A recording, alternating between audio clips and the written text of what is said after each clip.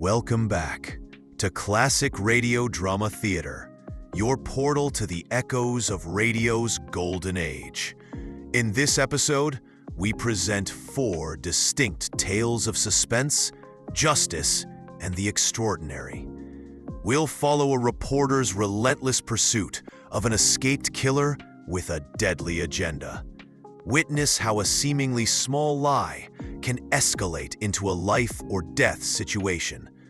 Join a mysterious hero as he races to prevent a heinous crime, and step into the shadowy world of espionage, where trust is a luxury few can afford. 4 thrilling narratives, 4 unforgettable journeys, all in one episode. Our first story plunges us into the relentless world of Big Town with Death by Plan. An escaped convict is on a chilling mission of revenge. He has a list, and time is running out for those on it. Can our intrepid reporter, Steve Wilson, decipher the killer's pattern and stop him before he completes his deadly design?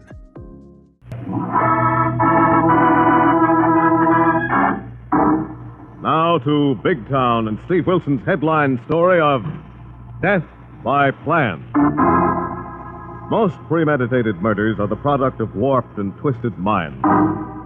And such is the case in Steve Wilson's assignment for tonight, that had its beginning in the prison office of Dr. Grant, a psychiatrist, as he listened to the bitter complaints of Greg Barton, a prisoner serving an indeterminate sentence for manslaughter. Listen, Doc. I've served 5 years for that accidental killing. I've been on good behavior. I'm a trustee. Why did the parole board turn me down? For your own sake, Barton, and for the sake of others. What do you mean by that, Crack? I haven't made any trouble here. No, not here, because you want to get out. I'll say I do. Who doesn't? Yes, but in your case, the reason is to get even with those you feel responsible for your arrest and conviction. How do you know that? It's my job here in the prison to discover those things, Barton. How? Well, if you'll recall, we've had several talks. So what? You revealed a feeling of persecution, of bitterness, and a hatred toward several persons. What are you talking about? And your partner, Will Adams. The girl, June West, over whom you admittedly fought and killed the wrong man. Adams was the guy I should have killed for taking June away from me, but that doesn't matter anymore. It shouldn't, but it does. And there are others you hate. A piano player called Mozart, the waterfront character called Willie the Weep. How did you get all that? You talked a lot to cellmates when you first arrived, Barton. All right. What else have you got on me? There's one other person you'd like to get even with, because he trapped you and turned you over to the police. Who's that? A newspaper man, Steve Wilson of the Illustrated Press. Okay, so you got all. I haven't fooled you for a minute. No, and I'm sorry, Barton. If you could forget this hatred, there might come a time when I could recommend a parole. Wait a minute. Then you're the guy that stymied my parole this time, and the last. For your own sake, Barton. If you were paroled now, feeling as you do, you might... Murder somebody? Yes. Sit down, Barton, or I'll have to ring for a guard. You won't ring for nobody. Oh, you ain't gonna keep me here for the rest of my life.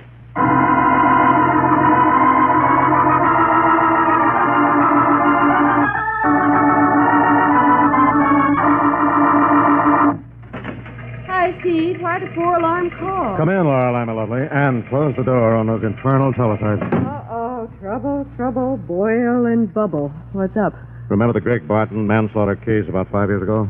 Barton. Wasn't he running around with some singer, a friend of Mozart, suspected her of 2-timing him, picked a fight with the wrong man and killed him? Yes, and Barton strangled a prison psychiatrist this morning and managed to escape in the doctor's clothes. Good heavens, how could that happen? Well, it's one of those things that can't happen, Lorelei, but do. But why'd the warden call you, Steve? Well, because Barton seems to have a burning desire to get even with anyone who had anything to do with putting him away. And I'm on the list. Golly, that's right. You and Mozart tracked him down and turned him over to the police. You boys better be careful until Barton's picked up. I don't think we can afford to wait for that, Lorelei. There are others involved. His ex-girlfriend, June West, and his ex-partner, Will Adams. Yeah. Wait a minute, Steve. Wasn't poor old Willie the Wheat mixed up in that original killing in Mozart's Harbor Cafe? Yes, Willie was washing dishes in the kitchen, saw the fight, and testified Barton started it. Otherwise, Barton would have gotten off with a self-defense plea. That includes Willie in, as Harry the Hack would say. Yes, and I want you to take Harry and his hack and find Willie and his shanty boat somewhere along the waterfront. Oh. Oh, just a minute. I've had Mamie on switchboard trying to locate Will Adams. He's moved. Hello. Hello, Wilson. Will Adams. Your switchboard operator tells me you want to talk to me on a matter of life and death, as she put it. It could be just that, Adams. How so? Your ex-partner, Greg Barton, escaped from State's prison this morning and killed a man doing it. I'm not surprised, but how does that concern me? I had nothing to do with his arrest or conviction. No, but Barton is convinced he killed the wrong man for taking June West away from him. He suspects you're the right one and may decide to remedy his original mistake. That's nonsense. I'll admit I was going around with June West, but that's over. Wait a minute, Wilson. Someone just came in my office. Hello, Adams. Greg Barton. How did you get here? That's Wilson of the Illustrated Press you're talking to. I guess you know. Give me that.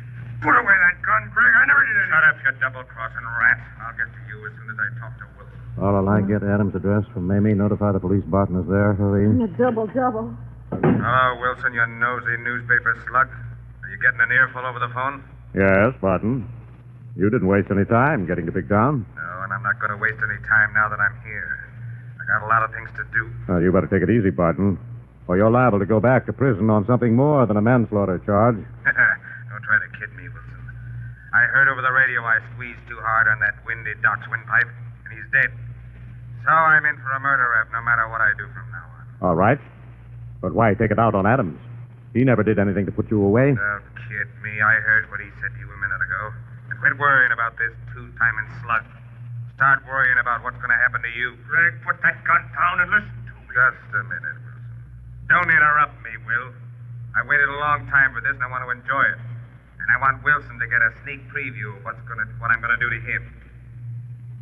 Are you still hanging on the phone listening, Wilson? Yes, and you'd better listen to me, Barton. If you really want to try and get even with me for helping send you to prison, you leave Adams alone and get out of his office as quickly as you can. Now, ain't that noble of you, Wilson? I suppose you've told someone to tip the police I'm here in Adams' fancy office. Yes, and that building will be surrounded in a couple of minutes.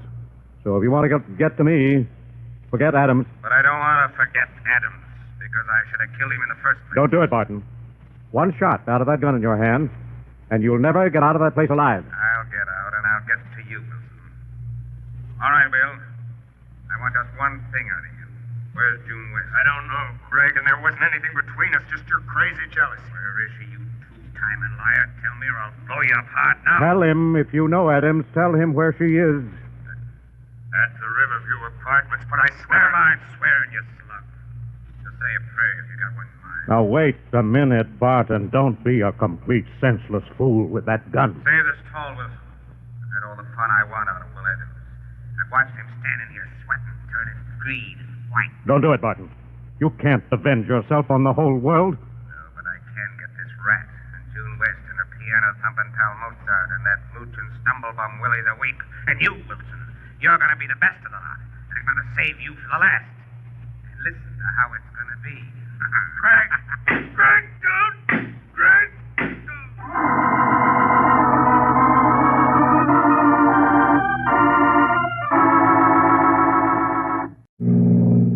Say, boss. Say it, Harry. But get us to the Riverview Apartments as quickly as the law allows. Oh, that isn't the process of practically being done. And whilst while, did I not hear you saying that our butchy-wutchy buddy Mozart is likewise a candidate for a slab in the morgue? Alongside of this West guy, yourself, and poor old Willie the Weep? That's right, Harry, but we phoned Mozart to close up his harbor cafe until the police can round up Greg Barton. Well, how about Willie the Weep? Didn't he put the finger on this Barton character for you, boss? Yes.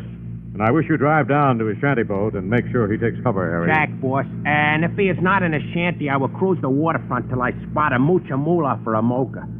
Do that, Harry, and check the hash houses. He sometimes washes dishes for a square meal. Right, Miss Kilpain. But what about you, boss? Well, let me worry about that if we get to it, Harry.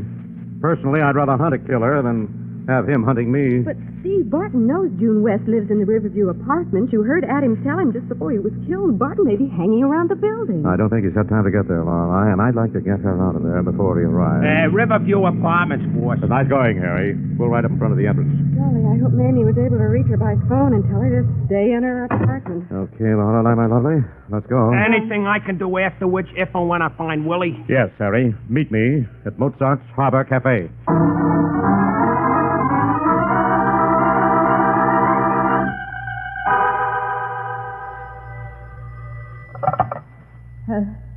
Hello? Hello, June. Greg. Greg Barton. So you remember the sound of my voice after all these years. I'm flattered. Greg, listen to me. I didn't do anything to get you put in prison, and Will Adams didn't. It was your own crazy suspicion and jealousy. So Steve Wilson called you, warned you to run and hide. I thought he would. Yes, his office phoned. He's coming here to help me get away where you can't find me. I'll find you, beautiful. Maybe not tonight because Steve Wilson has made me change my plans. But I'll find you when I get through with the others. Oh, Greg, you must be insane. Really insane to kill that prison doctor so you could escape to... To kill Will Adams and the rest of you? Perhaps. Give it up, Greg. There's still time. Don't you see you can't be in your right mind? You surprise me, June. You don't sound frightened.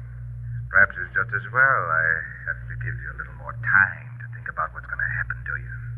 What are you going to do? Give you something to think about.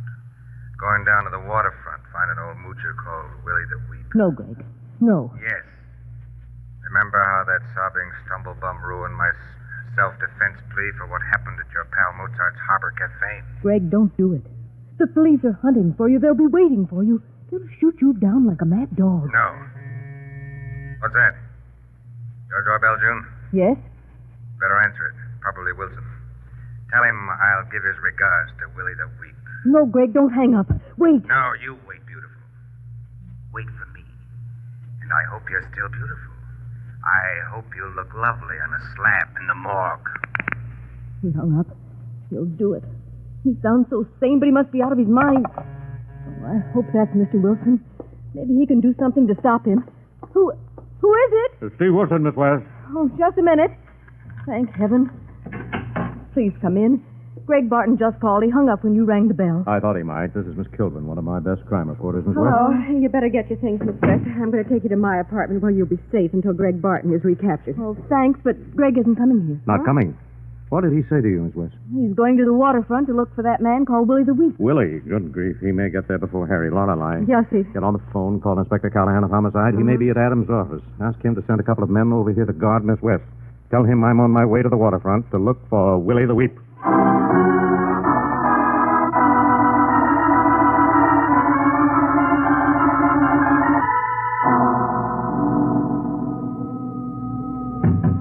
Willie. Willie the Weep. Yeah?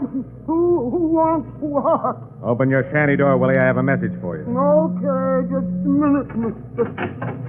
Who's the message from? From your newspaper pal, Steve Wilson. From Mr. Wilson. Well, what's he want for me to do, mister? He wants you to meet him at Mozart's Harbor Cafe. Come on, hurry, you dopey old moocher. Hey, who you calling a moocher? I don't mooch much. Never mind your blabber. Come on, you're going to Mozart's joint. You let go of me. You ain't acting like no friend of Mr. Wilson. Come on, you let go of that table or I'll slug you with this gun. I won't. You're coming to the Harbor Cafe if I have to carry you all the way.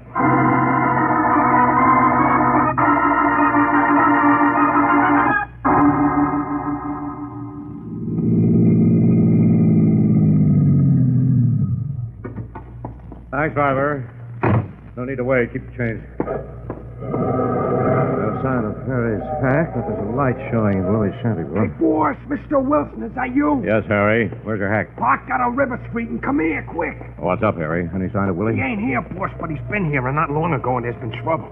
Well, how do you know that, Harry? The place is a mess. Table upset, oil lamp smashed, and kerosene all over the floor, so it can't have happened long ago. Good grief. Barton must have reached here first. Yeah, poor Willie. It sure looks like he got it. Maybe got slugged by that galoot and dumped in the river. No, wait a minute, Harry.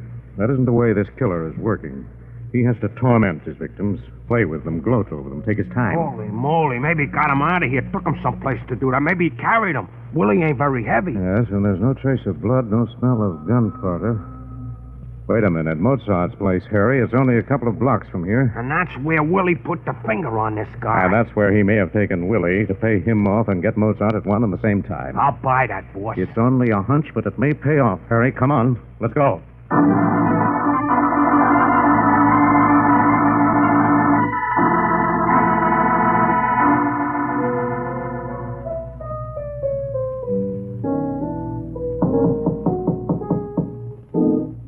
Yeah. Who's out there in the alley? Mozart, it's me. Willie the Weep. Willie. Just a sec, Will. I'll unlock the side door. Steve said you might show and stay here until the cops got that Barton slug, so... So I'm here. Barton. Yeah, you tin horn ivory thumper. I'm sorry, Mozart. He caught me at my shanty boat. He was going to kill me dead right out in the alley if I didn't call to you. It's all right, Willie. You did the right thing. Close the door. Yeah. Now get back over to that crummy piano of yours, Mozart. Start playing your own funeral march. Sure. Anything the customers want. Why, I'll even do an encore and play it for your funeral now that you're here. Sit down and play, you slug. I'll call the tune.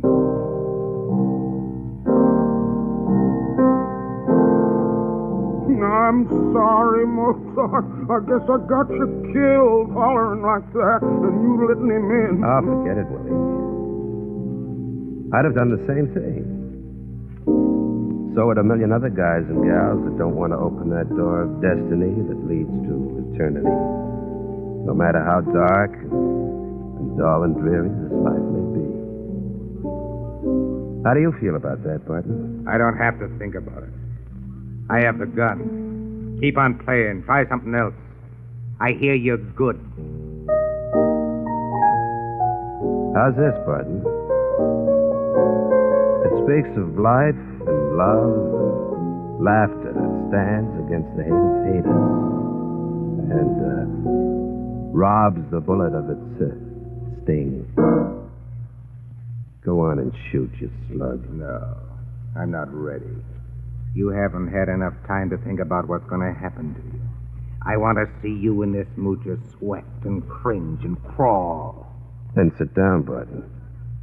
Maybe you've got a long wait coming. I've had time to think about death since the day I was born. But I made a kind of peace with death a long time ago. And it was all settled between us. Except the unimportant item on the agenda of how and why and when and where. So you won't scare? Won't beg for even a few more minutes to live? To live? I've been living on borrowed time for years. If I've got a few more minutes coming, I'll get them, Barton. What about you, Willie the Weep? Are you ready? No, I ain't ready, mister. But then I guess I won't ever be ready. Shut up, you fools. This isn't the way I planned it. This isn't the way I thought you'd act. This isn't the way it was going to be. Sorry, Barton. Give us time and maybe our nerves will snap and we'll crack. Give us time. Hard time's your time, fella. But remember, your time is running out.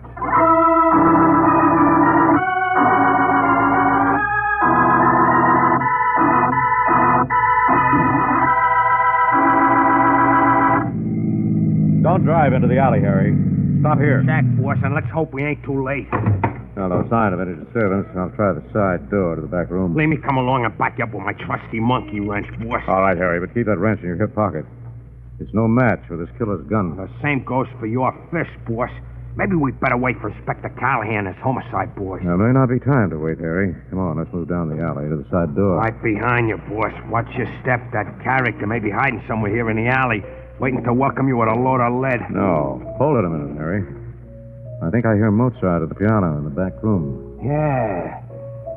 Mozart's beating out the blues, so I guess Barton ain't showed yet. Well, not necessarily. Mozart would sit down and play the Firebird if his place was burning to the ground. Yeah, but this guy Barton ain't acting like he'd be in no mood for a concert. On the contrary, he's just the type who likes to toy with his victim, Harry. Make them sweat it out before he shoots.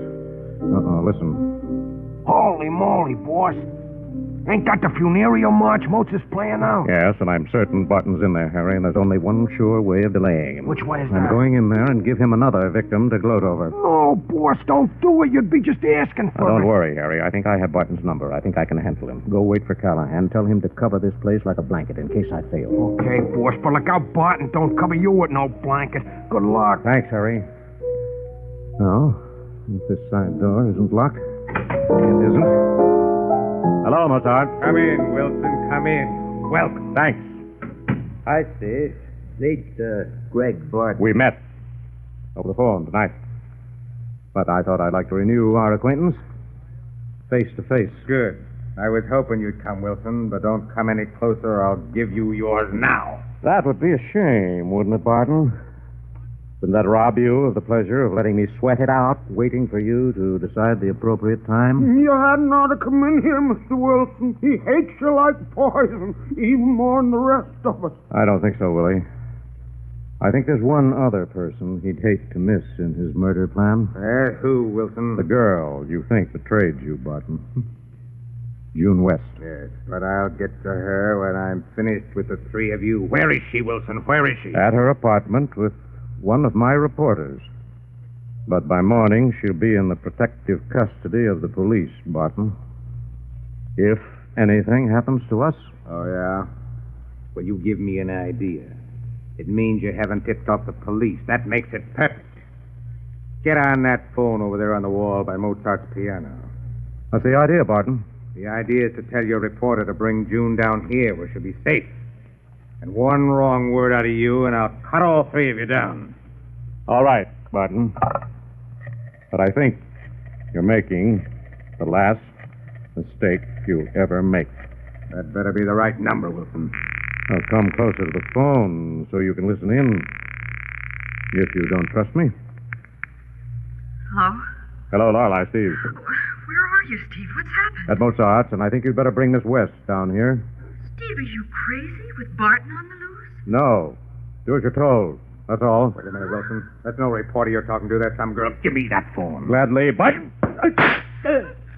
Get that gun off the floor, Willie. I'll get it, Mr. Wilson. Beautiful, Steve. Beautiful. You pulled him in like a fish. Steve, what happened? Who got that shot? Steve! Relax, Lorelei, my lovely. Barton is on ice. The shot merely nicked Mozart's battered old piano. Oh, thank heavens. But, golly, Steve, how did you manage it? Well, I needled Barton into making me call for Miss West. And I counted on his getting suspicious when he heard me talking to a girl. Why should he? I mentioned a reporter being with Miss West. He didn't stop to think that a girl could be a reporter, and a good one. Oh, thank you, kind sir. But, what'd you hit him with? The phone receiver. Oh. Cord gave me an extra reach. And speaking of extras, hang up and get Fletch on city desk. Give him the story before Callahan gets here with all our rivals. Okay, Steve, but are Willie and Mozart all right? Willie's okay, and Mozart's still glued to his piano stool. Get going. Byline yourself a headline. 30-30, finish, the end.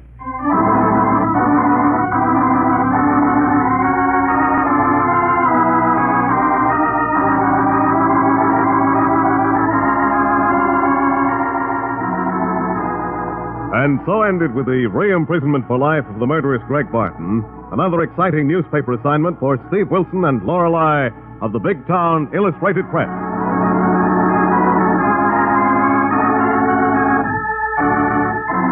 From the calculated vengeance of an escaped convict, we stay in the familiar, yet ever dangerous, streets of Big Town for Fatal Alibi. It begins with what appears to be a simple, harmless favor, offering someone an alibi. But this act quickly spirals into a dangerous situation. When a ruthless criminal's freedom depends entirely on this deception, what unfolds as the truth inevitably starts to emerge? And can anyone truly escape the deadly consequences that follow? Extra Big Town! Perjured witness hunted in fatal alibi! Extra Big Town! Extra!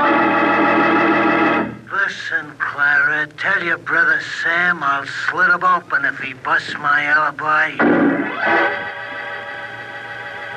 Mr. Wilson! Yes, Willie? Sam Miller's gonna get killed, Mr. Wilson. He's gonna get his throat cut if he talks. Thanks for the tip, Willie. I'll phone Callahan of Homicide. Meet me at our friend Mozart's Harbor Cafe in half an hour. Yes, listen to this 5-star story of the Fatal Alibi, presented by Lever Brothers Company, makers of Life Boy Health Soap. Another headline drama of fighting editor Steve Wilson of the Illustrated Press, whose newspaper creed stands for freedom and justice against the forces of violence and evil.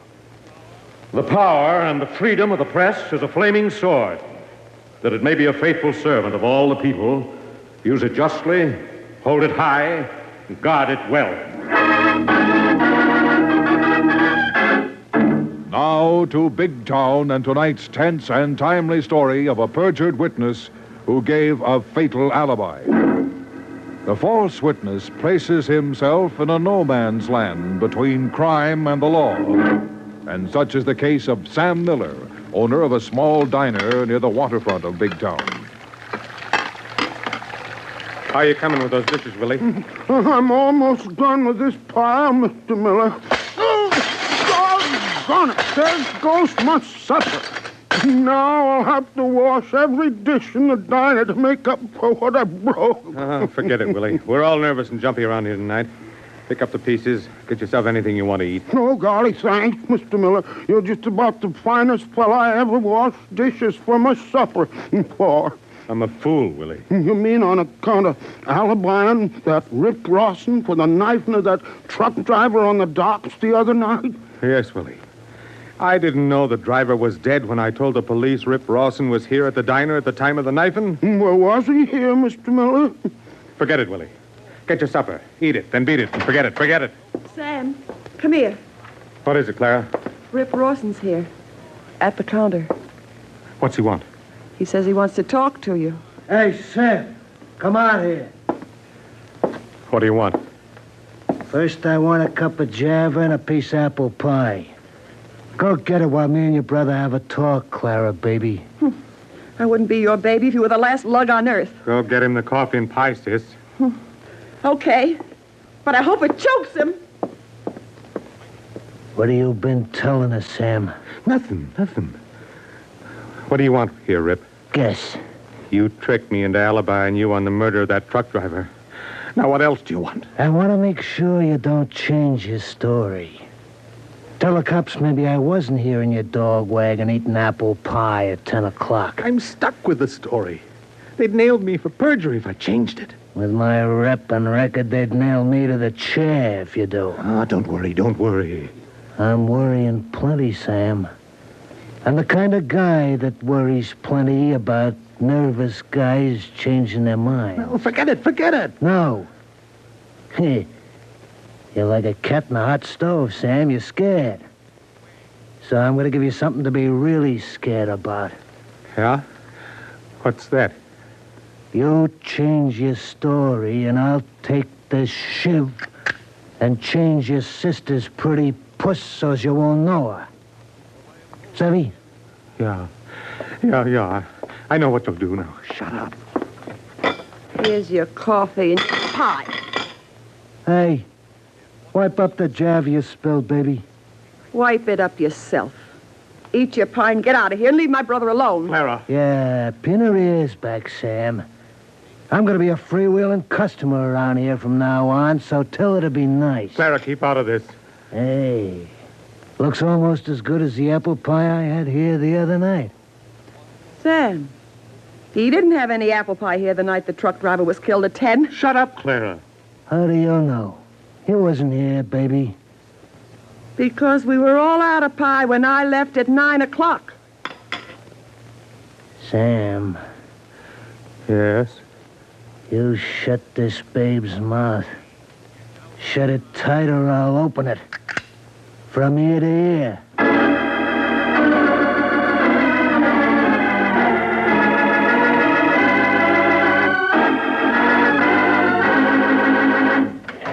Hi, Steve. When'd you get in from the state capitol? Just a few minutes ago. Come in, Laura. Thanks. How is His Honor the Governor? Busy and pretty concerned about Big Town's crime waves. Did you suggest he try to keep the upstate hoodlums out of Big Town and out of the hair of our understaffed police force? Yes, I did exactly that.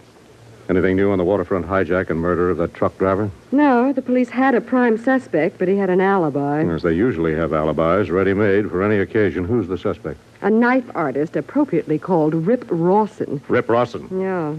I seem to remember him. Uh-huh. He has a record as long as your arm, but he's beaten most of the raps. Any tips on the case from Willie the Weep or Mozart? Not a thing, Steve. I went down to Willie's shanty boat this morning and asked him to keep his eyes and ears open, but your private line, Steve. Yes, maybe Willie or Mozart's heard something.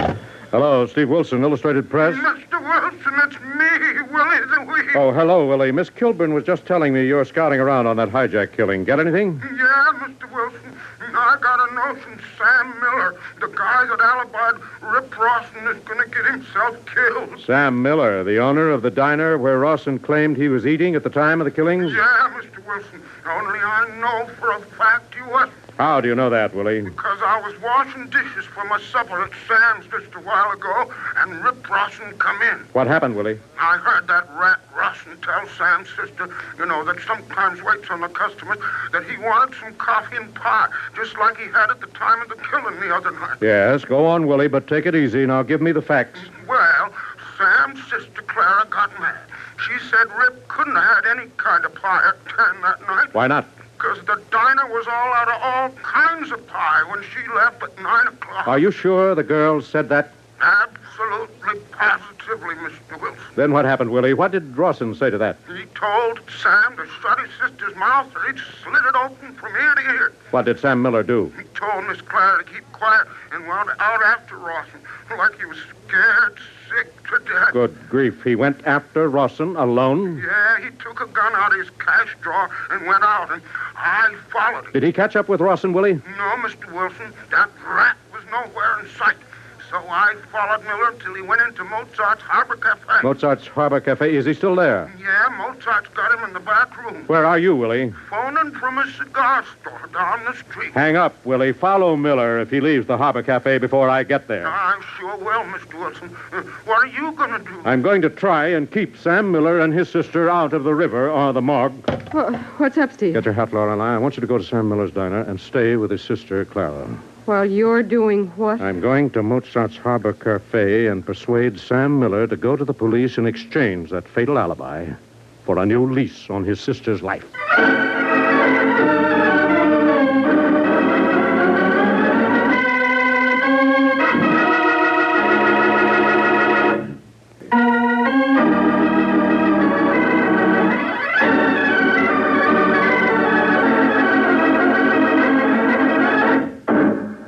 Now, back to Big Town, the fatal alibi, and to Steve Wilson and Lorelei as they hurry to the waterfront in the cab of their loquacious friend, Harry the Hack. Say, boss, Miss Kilburn. Say it, Harry. But drop me in front of Mozart's Harbor Cafe before you take Miss Kilburn to Sam's diner, Harry. Well, that is practically done, Mr. Wilson. And I was wondering if you would not want me to come back and hang around outside of Mozart's joint in case this Rip the Ripper character should decide to crash the party. Thanks, Harry. But I wish you'd stay near the diner and make sure Rawson doesn't go back there and carry out his threat to mark up Sam's sister. Okay, boss. If he shows, I'll stall him with my trusty monkey wrench and I'll yell copper like crazy. Mozart's Harbor Cafe. Oh, seems to be peaceful and quiet around here so far. Good. But I'm going to look around the neighborhood before I go in. See if Rip Rawson is hanging around. Be careful he doesn't step out of a dark alleyway and carve you up just to keep in practice, Steve. I'll make a point of avoiding that, Lorelei. I'll get on down to Sam's diner and stay with his sister until I phone you. Right, Steve. I'll get her story about that mysterious piece of pie while I'm waiting. Do that, Lorelei. Get going, Harry. Roll this hack.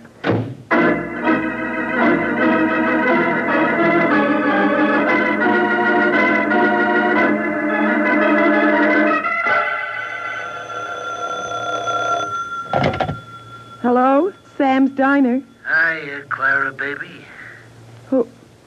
Who's calling? Why, it's me, Rip Rawson. Remember? What do you want? Where's my brother? He's okay.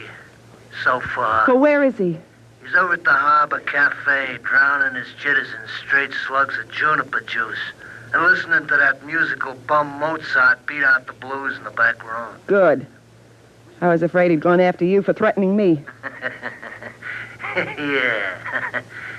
I got a notion he's working up enough nerve to try that, and that's how come I'm phoning you, baby. What do you want, you murderous little rat? Easy, baby, and listen. I want you to go get Brother Sam and take him home before he spills my alibi, and I gotta get to him and spill him all over the joint. You keep away from my brother, or I'll go to the police. I'll tell him I know my brother lied to alibi you out of the murder of that truck driver. Nah, you're talking like you shouldn't talk, baby. Shut up. Listen to how it's gonna be. Yeah. I'm listening. I gotta keep that alibi airtight or I go to the chair. You listening? Yeah. I'm listening. You and Sam are the only ones that can louse up my alibi with that dope about being out of pie. So, let me slice it good and thin for you. All right. Go on. I got nothing to lose, so here it is. You clam up and keep Sam clammed up, or I'll clam you both up before the cops get me like chowder. Catch? Yeah. Yeah, I understand. Good. So go get Sam and keep him clammed, or the next thing you'll hear will be my shiv springing out like this. So get going, baby, or I'll be seeing you. But you won't be seeing me.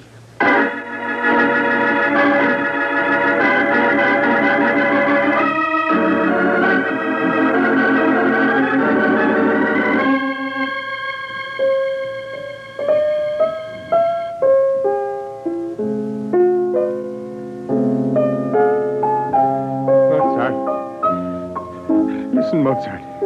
Give me another slug.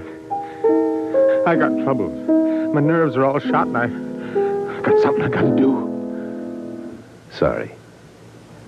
No dice, Sam. The troubles you got won't fold their tents like the Arabs of song and story and silently flit away in an alcoholic mist. I know, Moz, but I'm scared. Scared. I think I'm a coward. Sam, we all get scared. We all live to taste the bitter cup of cowardice at least once before we die. Or when we die. I'm not scared for myself, Mozart. Yeah, I know. You're scared for your sister Clara. Yeah. Then you shouldn't have left her at the diner alone. Well, I told Mulligan, the cop on the beat, to watch the place. But you didn't tell him the truth about Rip Rawson's phony alibi. Why not, Sam? Because Rip came to the diner a while ago. He said he'd get Clara if I talked to the cop. Hello, Mozart. Oh, hi, Steve. I was about to phone you. Willie the Weep beat you to it. Hello, Sam. What? Who are you, mister? Meet Steve Wilson of the press, Sam. Wilson? The racket-busting newsie. I ain't talking. Wait a minute, Sam. I'm not here to ask you to talk. From what I hear, there's no need for you to talk. Yeah, but even being seen with you is enough. I'm getting out of here. Wait a minute, Sam. You can't run away from this thing. I'm not going to run away. I'm going to finish it. I'm going to finish this thing. Not with that gun you're obviously clutching in your hand in the pocket of that top coat. Let go of my arm, Mr. Wilson. I know you want to help, but I ain't going to risk my sister getting carved up, maybe killed, just to put Rip Rawson in the chair. Now let me go. Let me go. Wait a minute, Sam. Stop and think. Think? About what? Are you an expert marksman? Oh, no, but... Do you really know how to handle that gun in your pocket? No. I've never had it out of the cash drawer before. Never fired it. But I'm going out and I'm going to find Wait Rawson. a minute, Sam. Think about what you're doing. You want to go out in the dark streets looking for a man who is a trained sneak thief, a knife artist, who knows every alley and byway of this waterfront section. I don't care. I'll find him. I'll find him. Don't you care what happens to your sister if you fail? If you're killed? The cops will get him if he gets me. Yes, but perhaps not before Rawson gets to your sister, Sam. Silences her because she's the only one who can smash his alibi in the killing of that truck driver. I'll get him first. Now, let go of my arm. Now, Let go. Sam. You listen to Steve. He's tangled with a lot of rats. Knows a lot of angles. No. I got to take care of this myself. I got Clara in this jam because I was a coward. Didn't know that truckee was dead when I alibied Rawson. Two wrongs don't make a right, Sam. You made one mistake. Now you want to take the law into your own hands. Go out there in the dark and hunt a man to kill him or be killed. I'll get him and turn him over to the cops. Tell the truth, smash his alibi as soon as I know he's behind bars and can't get at my sister. Use your head, Sam. Rawson has murdered once. He's set for the chair if he's taken, and you tell the truth. I know, but... Even if you find him, he won't be taken alive with that gun. You'll have to use it if he gives you a chance. Shoot to kill, or you'll be committing suicide. I don't care. I'll get him. He won't have a chance to get clear. Now let go of my arm. Let go of my arm. Sam, you put away that gun. Now, don't you be a fool. You stop pointing it at Mr. Wilson. He's trying to help you. I don't need any help. Let go of my arm, Mr. Wilson. Now help me out. All right, Sam, all right. Wait. I'm going to let go of your arm, but first, listen to me. Yeah, we'll make it quick. I hate to have to do this, Sam, but I've got to prove to you that it's suicide for you to walk out there, go hunting for a killer with that gun. Well, how are you going to prove it? By showing you that you don't know how to handle that gun. Well, you trick slut, let go. I'm still going to get that gun. I'm going to get it. I'm sorry, Sam. We can't let you get yourself killed. Nice going, Steve. Right on the button. I hated having to do that, Mozart. Well, he'd be okay in a few minutes. Well, Steve, he'll thank you when he comes out at that haymaker, but... Now what? If Rawson is scared Sam will bust his alibi, he must have followed him here. Maybe waiting outside. I'm sure he is, Mozart. I scouted the block before I came in. I didn't see him, but a kid on the corner said he saw a skinny rat with a jailhouse shuffle hanging around. That could be Rawson. He's only been out of the pen a couple of months. So what do we do? Keep playing, Mozart. It may throw him off if he's hanging around outside listening. Yeah, but has the time not come, Steve, to misquote the walrus, to speak of many things to Inspector Callahan of homicide? Yes, but first I want to phone Sam's diner. Lorelai's there with his sister, and Harry the Hack is watching outside. All right, go ahead, Steve. Sam's number's on the wall pad. Yes, here it is. Uh-oh. Watch it, Steve. The side door to the alley. Mozart? Mozart, where's my brother? Holy cow, what are you doing here, Clara? Where's Sam? Oh. What's happened to Sam? Now, take it easy, Clara. He's okay so far. Thanks to Steve Wilson here. Sorry, Miss Miller, but I had to knock him out to keep him from going after Rawson with a gun. Mr. Wilson, why didn't you keep out of this? My brother will be killed for talking to you. Not if we can help it. Why did you come here, Miss Miller? Did Miss Kilburn come to the diner? Tell you what we're trying to do? Yes, but just before she arrived, I got a phone call from Rip Rawson. From Rawson? Yeah. He said if Sam or I talked to anyone, he'd kill us both. Where is Miss Kilburn? Why did she let you leave the diner alone? She didn't know. I slipped out the back through the kitchen. Well, you're lucky you got here, Clara. You've got to help me get Sam home, Mozart. If Rip Rawson finds out he's been talking to a newspaper man, he'll come after us as sure as if we talk to the police. Please, help me get him up and out of here. Now, just a minute, Miss Miller. You're in far greater danger than your brother. Your testimony can smash Rawson's alibi. He won't bother us if we keep our mouths shut. Now, please, help me get him out of here. Well, Rawson can't be sure you will keep quiet. He'll go to the chair for one murder if you do talk. There's only one way he can be sure you won't talk. He'll get us if we do talk. He said he'd get us before the cops got him. So the answer is to get him before either of you leave this cafe. But how? He must be somewhere here in the neighborhood watching and waiting. If you phone the police, he'll know we've talked. He'll get away and hide and wait for a chance to get us. Not if you help me set a trap for him. A trap? What kind of a trap, Mr. Wilson? I have a plan. Now, watch it, Steve. Side door, more visitors. Steve. Lorelei. Oh, well, thank heavens Miss Miller got here alive. I had to find my brother, Miss Kilbourne. Good heavens, what's happened to him? Oh, Steve had to belt him to keep him from going out gunning for Rawson, Lorelei. Oh. He's starting to come out of it, Steve. See that he doesn't get up and dash out, Mozart? Oh, please, Mr. Wilson, let me take him home. I'm sorry, Miss Miller. We've no right to keep you here, but it would be suicide for you to leave until we can trap Rawson. Oh. That would be a neat trick if you could do it, Steve. He must know this waterfront section like a book. Yes, Lorelei, but I think it can't be done. Where's Harry the Hack? He's out front. He drove me over from the diner when I discovered Miss Miller had given me the slip. Good. He can keep an eye on the front entrance of the cafe. Well, what are you going to do, Mr. Wilson? Well, first, we're going to get the police in on this and have them throw a net around this whole neighborhood. Phone Inspector Callahan of Homicide, Lorelei. Right, Steve. Mr. Wilson, he may get away through the alleys or over the rooftops. Not if my plan works. Oh. Claire, Sam! how'd you get here? What are you doing here? It's Inspector Callahan of Homicide. Homicide? You calling homicide? You crazy, Wilson? Do you want to get my sister killed? She'll be safe here, Sam, at Mozart's until we get Rawson. How are you going to get him? Even find him? I think I have a plan that will draw him out of hiding, Sam, out in the open where the police can nab him. How? He's a smart little rat. Well, you and I are about the same size, Sam. So what? So what? I want you to lend me your hat and top coat. My hat and top coat? What for? I want to walk out of here wearing them. In the dark, Rawson will mistake me for you. You're crazy.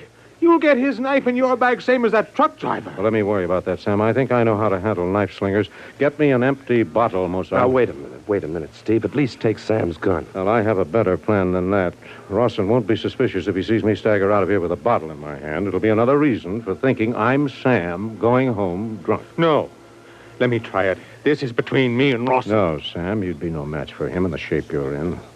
Get me a heavy, empty bottle, Mozart. Okay, Steve, but you're taking an awful chance. I've got Inspector Callahan on the wire, Steve. I told him what's happened. Want to tell him what you plan to do? Yes, let me have the phone, Lorelei. Hello, Callahan. Hello, Steve. What's your plan to get that Rip Rawson rat? How long will it take you to throw a tight net around the neighborhood of Mozart's Cafe? About 10 minutes.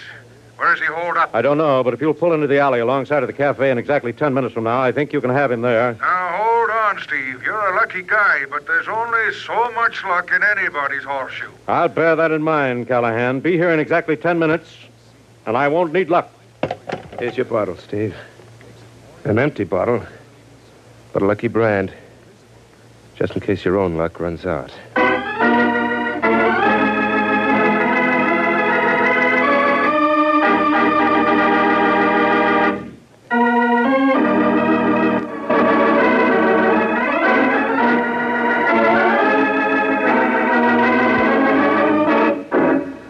Now back to Big Town and to Steve Wilson as he and his companions await a deadline for the payoff in tonight's five-star story of The Fatal Alibi.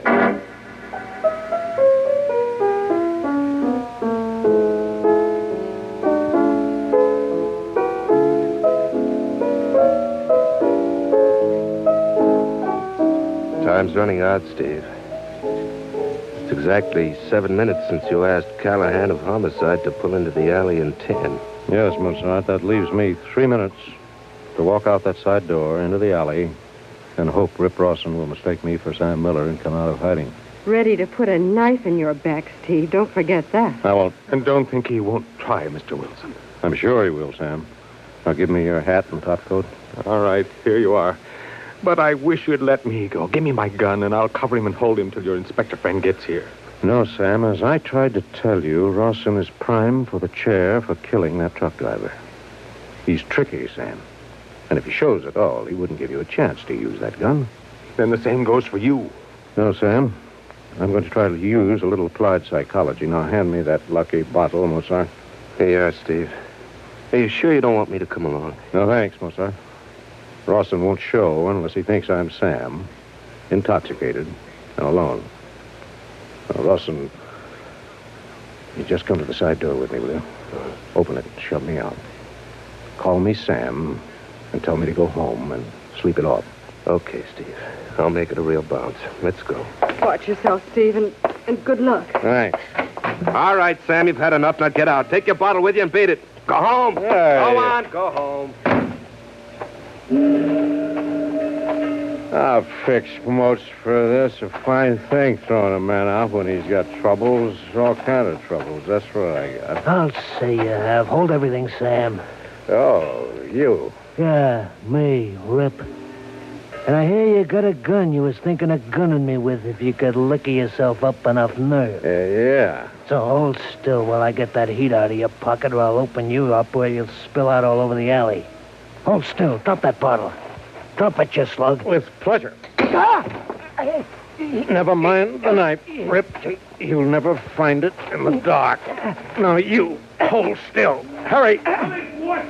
You slugger. You ain't Sam Miller. No.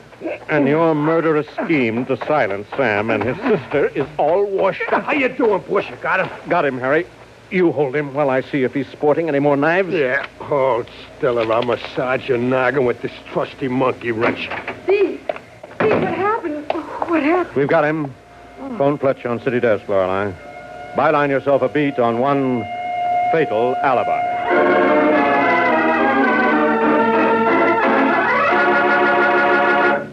Well, that's the way it was, friends. A narrow escape for Sam Miller and his sister. But when Sam reversed his perjured alibi, Rip Rawson was arrested, tried, and convicted on a charge of murder. And, friends, back of this deadly incident is the grim lesson that any perjured testimony given on behalf of any criminal could place any of us in the same dangerous situation.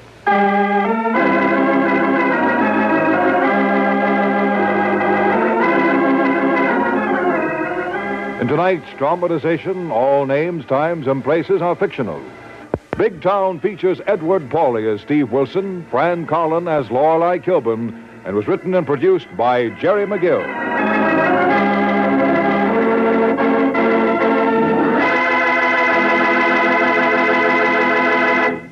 This is your narrator, Dwight Weist, bidding you good night.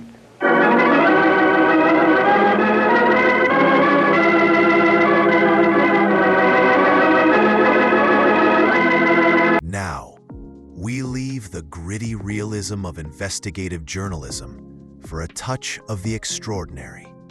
Prepare for the Avenger in Rendezvous with Murder. Two ruthless convicts have escaped and are plotting their next deadly move. But a shadowy figure with unique abilities stands in their way. Will the Avenger's incredible powers be enough to thwart their murderous rendezvous?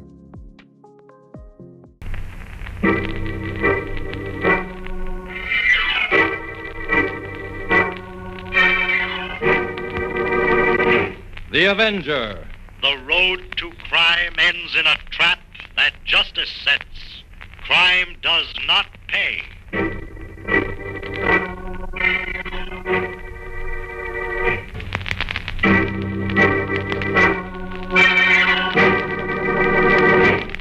The Avenger, sworn enemy of evil, is actually Jim Brandon, a famous biochemist. Through his numerous scientific experiments, Brandon has perfected two inventions to aid him in his crusade against crime as the Avenger. The telepathic indicator, by which he is able to pick up thought flashes, and the secret diffusion capsule, which cloaks him in the black light of invisibility. Brandon's assistant, the beautiful Fern Collier, is the only one who shares his secrets and knows that he is the man the underworld fears as the Avenger. And now, The Avenger and Rendezvous with Murder.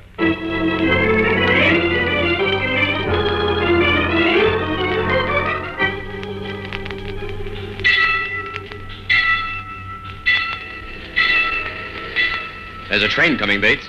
We'd better hide over there behind the bushes until it goes past. Oh, nobody will notice us, Tapper. It's nearly done. I'm not taking any chances. Come on. Okay.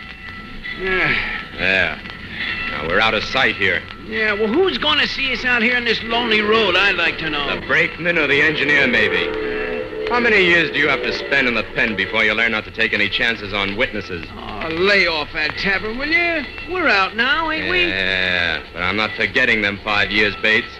I know because you bungled a small-time stick-up. Why, we could have pulled this Glenhurst bang job long ago if we hadn't landed in the jug. Now, lie low so the train goes past. Yeah. Okay, it's going. Let's get out of here, Tapper. This place gives me the creeps. Yeah. I'd just as soon forget what happened to this crossing myself. Say, is this the spot where we planted that contractor on the tracks 6 years ago? Sure it is. Yeah, right down the road. There's a place where you and me jumped out of the car and sent it headlong into the 815. Yeah, that's right. Say, I recognize it now. Hey, what'd you come this way for, Tapper? I don't like to think of that guy we bumped off. You know, murder's one rap you can't... Shut up. Nobody said it was murder, did they? The police said it was an accident, just like we planned. It was a pretty slick job all around. Well, maybe, but I still don't see why we had to park our car and come this way. I suppose you'd sooner go down Main Street so everybody could get a gander at us, huh? Oh, right here. Turn this way, through these gates. Hey, Tapper, what's the idea? That's a graveyard. Sure. And there ain't a better place for two guys to lay low for a couple hours. Come on. Oh, I don't like this, Tapper. It's like, well, like the coppers are always shooting off about. Returning to the scene of the crime. It's like we was trying to put a jinx on ourselves. Oh, damn that kind of gab. What's the matter, Bates? Are you turning yellow? No. Only I Come was on, then. We'll go over there under them trees and stretch out and have a smoke. Yeah. Well, how long we gotta wait in this place? Well, it won't be safe to start working on the bank until close to midnight. I figure it shouldn't take us more than an hour to pull out that little section of wall, grab the swag, cover our tracks, and hit the road. Oh, here, let's sit down here. Okay. Hey, give me a light, will you, Bates? Yeah, here. Hey, look at that, will you? What now? That tombstone. Look what it says. Put your flashlight on it and stop blubbering. Yeah. Hold it steady, will you? Okay. In memory of Peter Moultrie.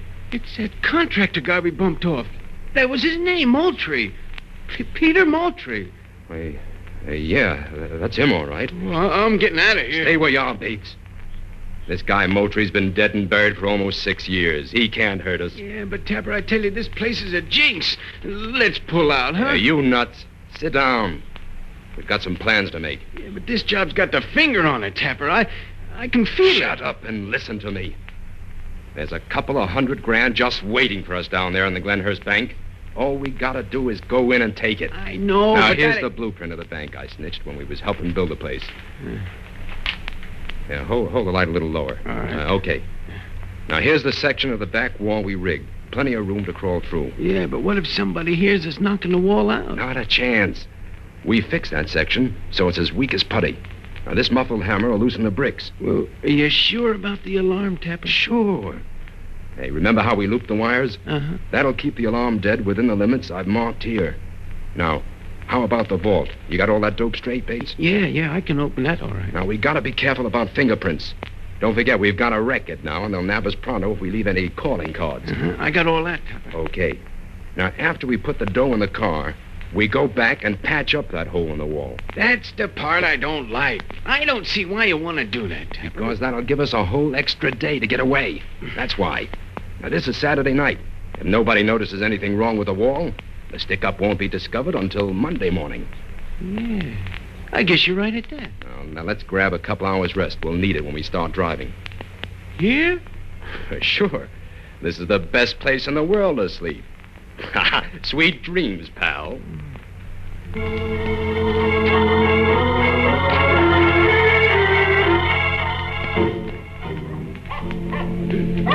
Hey, what's that? Huh? Hey, Tapper! Hey! Tapper! Take it easy, Bates. What's that? Oh, wait a minute. It's only a dog running down toward the freight yard. What time is it, Tapper? 10:30. It's time for us to start moving, huh? Bates, I've been thinking. There's just one thing that could trip us up on this job. What's that? It's a long shot, but it's the kind of long shot I don't like. Well, listen, Tapper. You can count me out if it ain't foolproof. I ain't gonna do anything. We can make it foolproof, Bates. I don't get you. Well, when we was helping build that bank, we went under phony names and kept to ourselves. Yeah, we was careful, all right. You wouldn't let me go no place. Yeah, but do you remember Moultrie's little girl coming around one day and taking pictures of all the men on the job? No, I don't remember that. Well, she did. Later, I got the negatives from her, but now I'm wondering if she might have kept them pictures. Well, what if she did? What's the difference? Plenty. The minute this stick-up's discovered and they get a gander at that pulled-out wall, the coppers will know it was framed by somebody who helped build the place. And then they'll start investigating all them guys, huh? Yeah. Yeah, but they'll be up a blind alley about us because of them phony names, huh? That's where the pictures figure in. That girl would turn them in and the police would match them up with two guys in the rogues gallery by the name of Tapper and Bates. Oh, that settles it. Count me out. Nothing doing. You and me are going to pay a little visit to Miss Janice Moultrie. We've got to get them pictures. Oh, not me. You're not afraid to steal a few snapshots from a kid, are you? No, only... Well, Look, Tapper, she won't be a kid now. She'll be grown up. So what? Nothing, I guess. Well, when do we get started? In another 10 minutes. Say, Tapper, what if that Moultrie girl gets in our way? Then it's just gonna be too bad for her. Because I'm not gonna let any dame stand between me and that money. We'll get them pictures, Bate. If we have to plant that girl right down there beside her old man.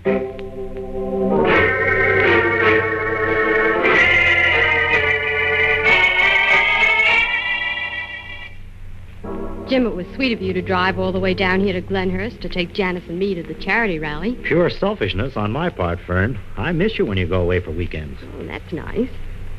For a while, it looked as though both Janice and I were going to be stood up. Why? I thought Bill Cummings was going along. He called Janice half an hour ago.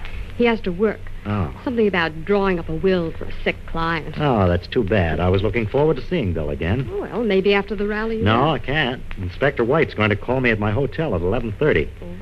I'll have to be there to get his call. We'll have to leave the rally early then. Dinner will be ready in a few minutes. I bet you'll both starve. Oh, Fern is always starving, Janice. Tell me, did she have an appetite like that when she went to school? Always. But how she managed to keep slim on it was what stymied the rest of us. I see where I'm in for a ribbon. Jim, I'm awfully glad you could come. I wanted to talk to you about Dad. Your father? Yes, Janice still isn't convinced that it was an accident, Jim. No, I'm not, Jim. Oh, I know it was a long time ago, and everyone seems to have forgotten all about it except me. Well, it's natural for you to feel like that, Janice, but the police investigated the case thoroughly at the time, and there was no hint of foul play. I know all that, Jim, but I knew my father. He was a most careful driver, and it was never established what he was doing out there on that lonely road that night. Well, I'll recheck all the evidence tomorrow, if it'll make you feel any better, Janice. Thanks, Jim. Oh, hello, Bosco, old boy. Come here, boy. Well, I believe old Bosco's glad to see me. Oh, Bosco, get down. No, it's all right, Janice. Come on, boy. Hiya, boy. Hiya, fella. We'd better go Come into on, dinner boy. now so we can get started for the rally.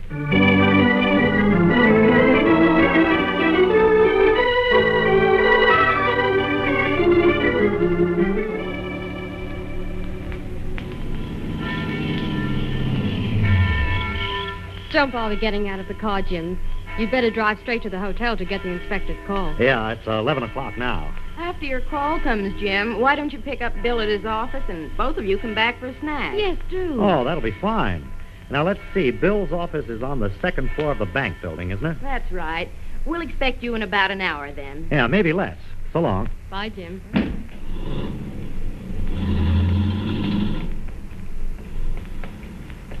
I wonder where Bosco is. He usually meets us at the gate. Oh, he's probably down at the freight yards. The men down there on the meat cars are always feeding him. Oh, they spoil him terribly. Now, where's my key? Oh, here it is. Oh, I'm glad you're here, Fern. I always dread coming into this house alone when Aunt Martha's away. What was that? Oh, Bosco must be here. Turn on the living room light, Fern. Bosco! Bosco, where are you? Stay right where you are, both of you. What do you want? What have you been doing in my house? We just dropped in to have a look at your picture album, Miss Moultrie. My picture album? Yeah, where is it? I won't tell you. No? Well, maybe this gun will make you change your mind. Now I remember you. I remember both of you. You worked for my father on the bank construction job 6 years ago. You've got a good memory, Miss Moultrie, and that's just too bad for you. Now talk. Where's them pictures? I won't give them to you. Well, we'll see. Give her the arm treatment, Bates. I'll keep this other dame covered. All right, sister. Start singing and make it fast. We're in a hurry. Oh, let me go. Come on. No. There you No, I won't tell. Oh, let her alone. Help! Shut up, you! Oh. Well, Miss Moultrie, are you going to talk, or does Bates have to break your arm? Oh, tell them, Janice. Don't let them hurt you like that. All right. Let go of my arm. I'll tell you. Be quick about it, then. The album's in a chest in that closet. Get it, Bates. Okay. I know what you're after now. You want those pictures I took of you. Smart girl. Too smart. Hey, did you find it, Bates? Yeah, the album's here, all right. Well, hurry up. See if the pictures are in it. Yeah, well, Here they are. Hey, they're good, too. Now, will you take them and get out of here? we'd be pretty dumb to do that, wouldn't we? No, you two dames are coming with us. Coming with you? Why? Security reasons. I've learned that the only good witness is a dead witness. You can't get away with a thing like this. You know you... Go bring the car up in front of the house. We're all going for a little ride.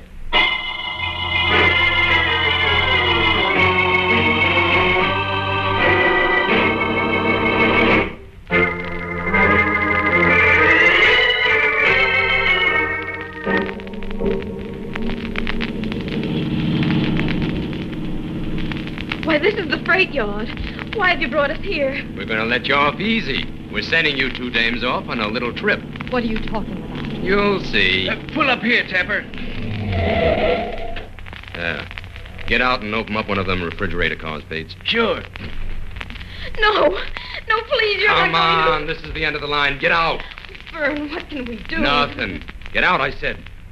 And one peep out of either of you, and it'll be your last. How you doing, Bates? Over here, Tapper. These cars are packed and ready to go. I got one of the doors open, though. Okay.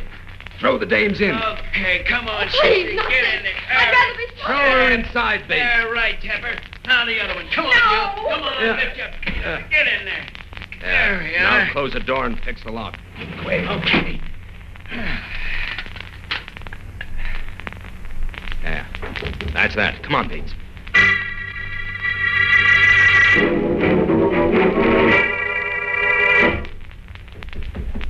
Keep pounding, Janice. Maybe someone will hear us before the freight pulls out. I can't, Fern. My hands are getting numb. Oh, pound hard. It'll keep the circulation going. What's the use? We're doomed, Fern. We might as well face Oh, it. Janice, don't give up, please. Listen. It's Bosco. Oh, yes. Call to him, Janice. Bosco. Bosco, it's Janet. Get help, Bosco. We're moving. Help. Bosco, help. Help. Keep pounding, Janice. We'll keep pounding as long as we can. Help. Help. Bosco. Bosco. Oh, I can't. I'm too cold. Fern, we're freezing.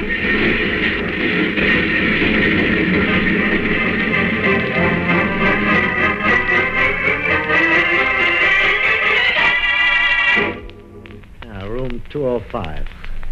This is Bill's office. Bill! It's Jim Brandon, Bill. Oh, must have gone, I guess. Well, that's strange. Bill wouldn't leave his office unlocked. I'll just take a look. What's that hammering, I wonder? It's coming from below that back window.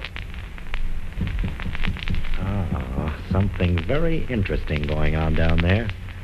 I wonder if Bill could have seen that. Better flash my light around here before I could... Bill! Somebody knocked him out cold. Well, it looks as though this is another job for the Avenger.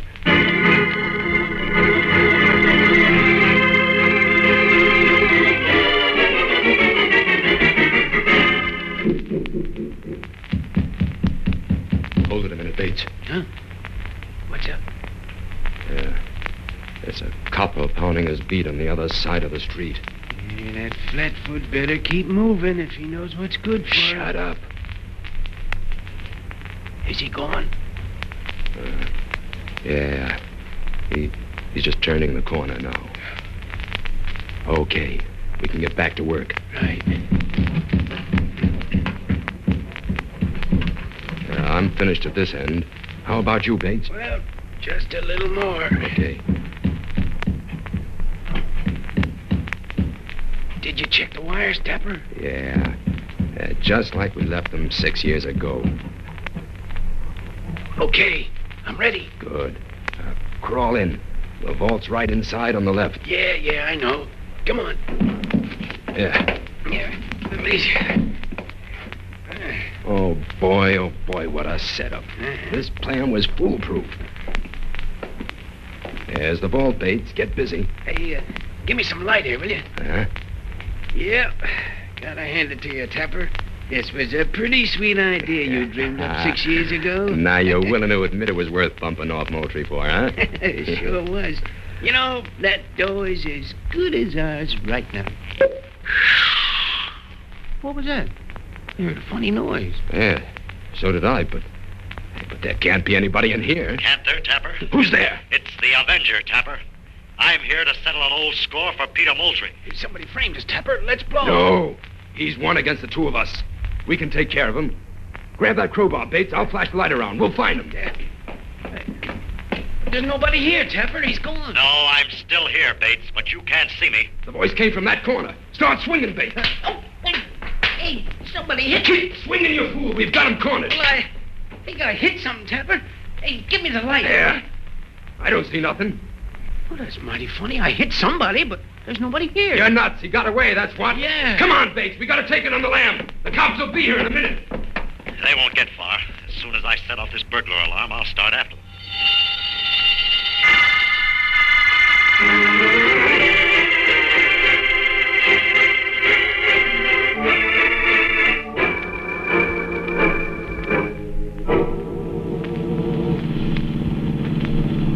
Step on it, Tapper. I'm giving her all she got. This jalopy ain't got wings, you know. Hey, look, Tapper.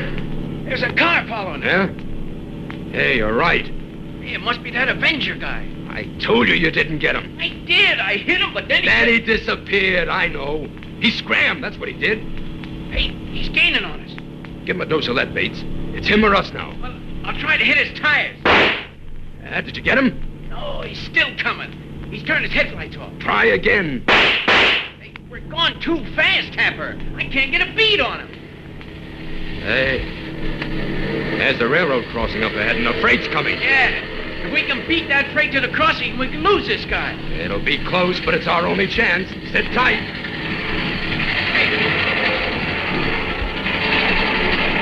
What's the matter with the car, Tapper? I don't know. The engine's missing. Sounds like we're out of gas. We can't make it, Tapper. Stop! We gotta make it. Hey, we're still on the track. Jump, Tapper!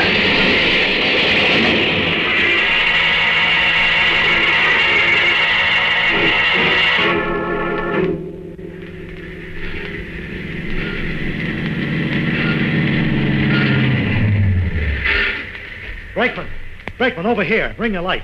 Well, if I ever saw anybody ask for what they got, those fellas did. Know who they were? Yeah, they just broke into the bank in Glenhurst. I saw them making a getaway and followed. Yeah? Well, they didn't get far. No, they certainly didn't.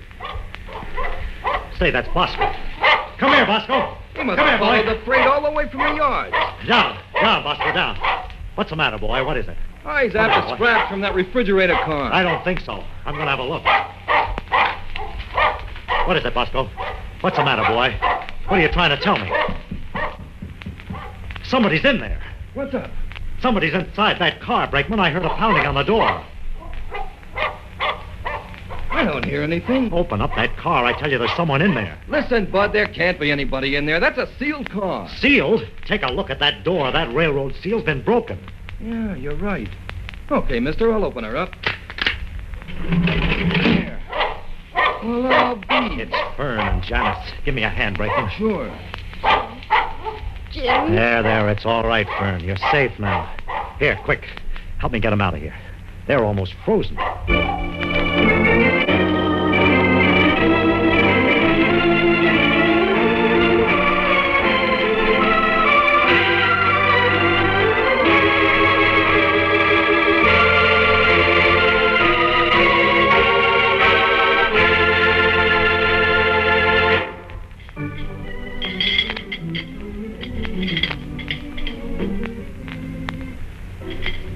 Are you sure you feel well enough to drive home today, Fern? Yes, I'm all right now, Jim.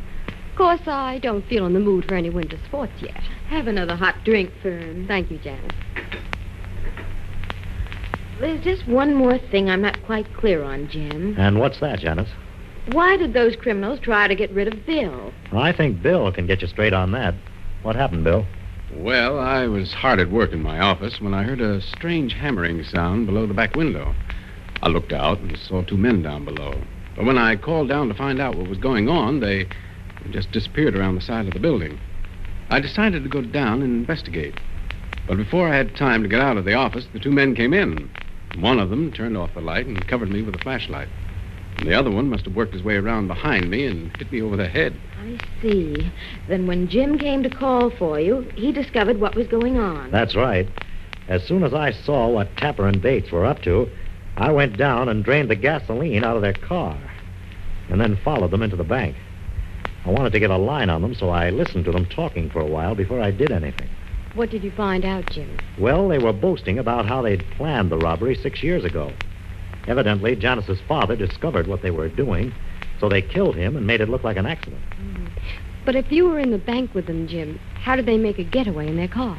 Well, that hole in the wall left the bank wide open. I had to sound the alarm before I followed them.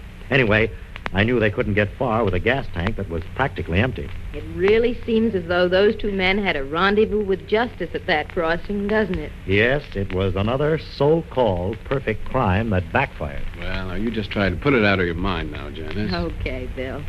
Come on, I'll put a fresh dressing on your head. The doctor said to change it every hour. Yes, Nursey. We'll be back in a minute. Take your time. Jim, one doesn't have to be a detective to figure out that we'll be coming to Glenhurst for a wedding very soon. It certainly looks that way, Fern. Jim, do you suppose that we could... What, Fern? Do you suppose that we could have picked up all this on a telepathic indicator if we had stayed at home?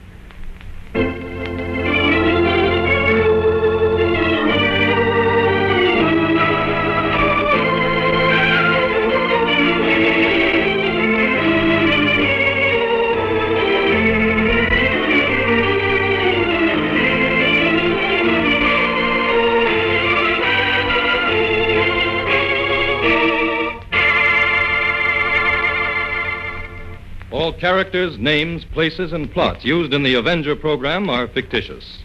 Any similarity to persons living or dead is purely coincidental.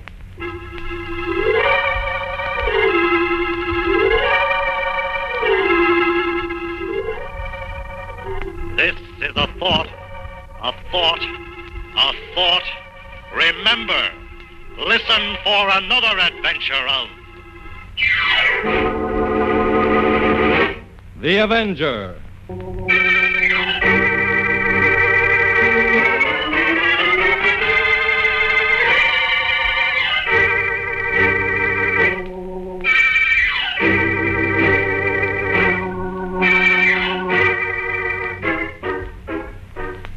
For our final act, we journey into the tense and treacherous world of international intrigue with Suspense and the man who cried wolf. An embassy clerk, desperate for freedom, believes he holds the key to his escape in a set of stolen documents. But in a game where loyalty is a fleeting concept and betrayal lurks around every corner, can he trust anyone with his life? Or will his desperate gamble prove fatal? Autolite and its 98,000 dealers bring you Mr. William Powell in tonight's presentation of Suspense.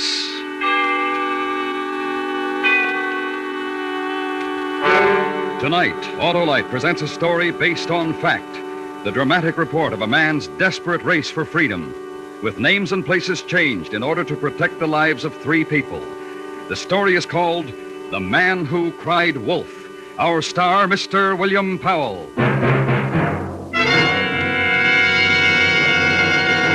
William Powell is appearing by arrangement with Metro-Goldwyn-Mayer, producers of the Technicolor picture The Naked Spur, starring James Stewart, Janet Leigh, and Robert Ryan. And now, Autolite presents The Man Who Cried Wolf, starring Mr. William Powell, hoping once again to keep you in suspense.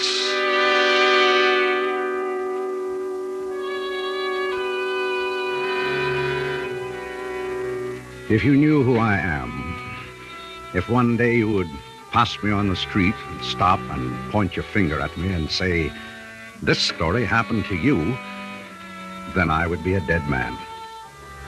Therefore, I cannot tell you too much about myself, neither what I look like nor where I am. A few things you may know, which will alter nothing. I am Russian. I was once a member of the Communist Party. And until recently, I was attached to the Russian embassy in Mexico Cipher clerk. 3 years of it. A attached to the embassy in a strange new land. Here, a thing needs emphasis. The people, the Mexican people, they worked, they sang, they laughed, they had families, cried, played, hoped, loved, like Russian people, but with a difference. They did these things when and how and where they wanted to, not by directives. The word is freedom. It took me 3 years to know its meaning. For this, I was almost murdered. To you, my name is Meros Lecco. It started at 9 o'clock in the morning, when I was walking toward the cipher room in the embassy. Comrade Lecco, if you please, comrade. Can you spare me a moment? Of course. In here, please. My office. Sit down, sit down. Thank you. And how is your wife, Lilia? And the little one, his name? Ivan. Ivan. He must be, let me see, 3 months. 3 months. Amazing.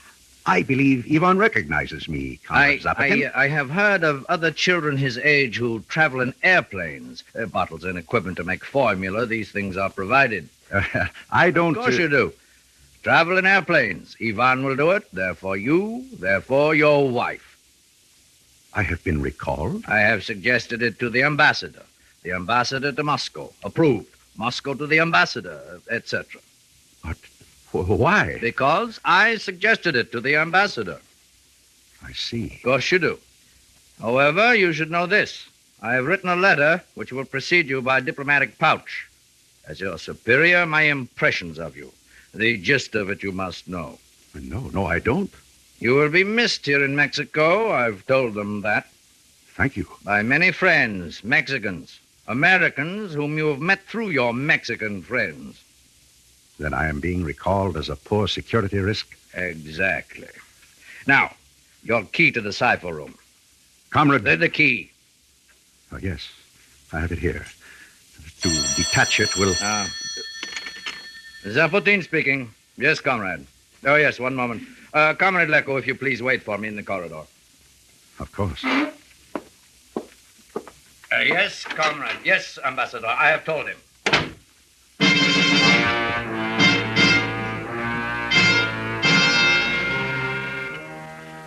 There is no melodrama attached to it. Merely a simple truth. To be sent back to Moscow is a bad security risk. Prison, work camp in Siberia, death. Therefore, do a thing. Pursue a plan. Ensure my living. Do not wait for Zapotin. Back to the cipher room. Use the key. Steal certain papers, documents, for the occasion of remaining alive. This one. And this.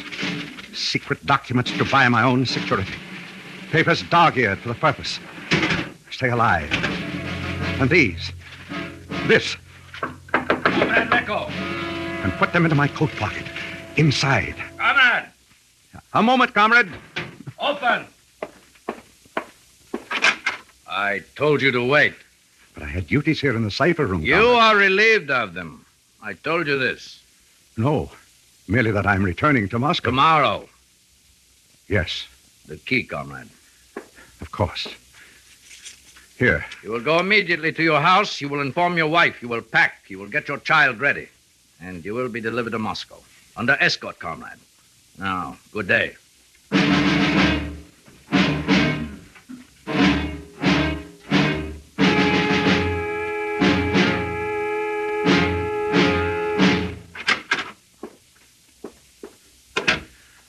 Lilia. Lilia. You, Meadows? Is it you? I was but in the kitchen doing the things of the morning and... Meadows. What? It is morning and you are not at the embassy. You are here. Why? The child, Lilia. Where? He has been fed, he is bathed, and he sleeps now. Lilia. It is cold in your hands. Close, I will warm you. Lilia. Why?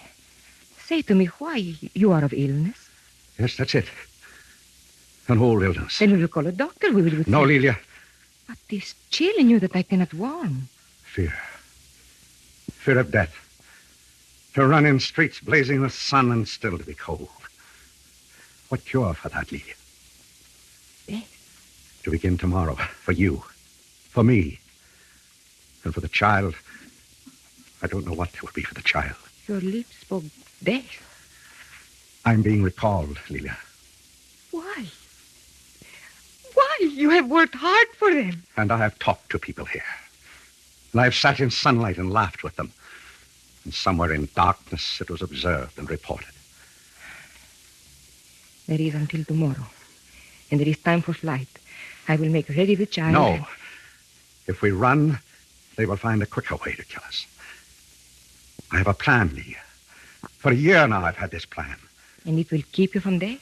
Listen to me. I've stolen certain papers from the cipher room. Documents of theirs that can buy back our life. I have them here in my coat. From whom will they buy our life, Meadows? Who will now want... Will you listen to me? You are to take them. Here, take them. Yes, Meadows. You put them in a briefcase. And then you'll take the boy and dress him and go to the Plaza Zuccalo. And the bench there near the great fountain. Yes. And you are there so the child will have sun if anyone asks. And you'll keep the briefcase hidden until I come to you. You understand, Lilia? Yes. And then quickly, get ready. Yes. Go, Lilia, quick.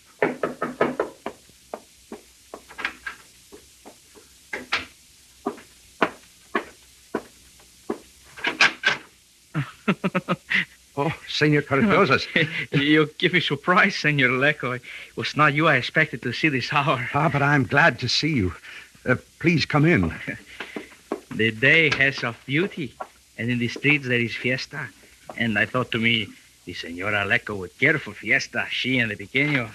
Ay, the Senora and the pequeño. Muy buenos dias to you both. Senor Cardozo. You'd better take the child and go, Lilia. There's not much time. Yes, Meadows. But, Senor, I've come for you and the little one to the fiesta. Lilia. I'm sorry, Senor Cardozo. Perhaps another time.